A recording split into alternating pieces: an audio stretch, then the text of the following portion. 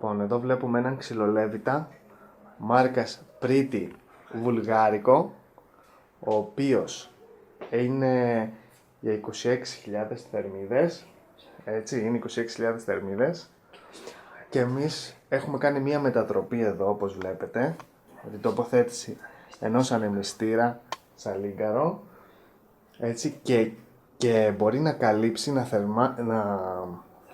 να θερμάνει σπίτι 140 τετραγωνικά πολύ άνετα, ενώ κανονικά είναι για τα μισά τετραγωνικά. Εντάξει, έχουμε απόδοση, διπλάσια απόδοση. Λοιπόν, για να δούμε τώρα πώς καίει κανονικά, αφού βάλαμε και κάποια ξύλα. Χωρίς τον ανεμιστήρα. Χωρίς τον ανεμιστήρα, ναι. Έτσι, βάλαμε και κάποια ξύλα τώρα. Και για να δούμε τώρα, με αυτόν τον ανεμιστήρα που βάλαμε, έτσι, περίμενε. Γυρίζουμε εδώ πέρα τον υδροστάτη, έτσι. Πώς βαθμοί θέλουμε και να κόψει. Ναι, και για να δούμε τη διαφορά. Πω, φαίνεται η διαφορά, Καλά μιλάμε. Ο ανεμιστήρας. Εδώ βλέπουμε χωρίς ανεμιστήρα. Το έκανες? Ναι.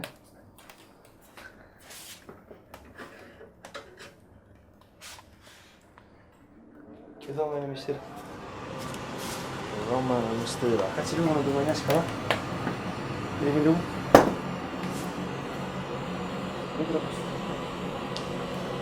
Εντάξει. Ανοίγω? Ναι. Κοίτα. Πολύ διαφορά. Είναι 2 ξύλο μας. Είναι 3 ξύλο πες. Εντάξει. Ναι.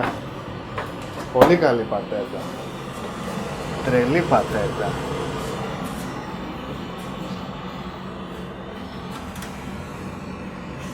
Πώς το έχεις κάνει αυτό?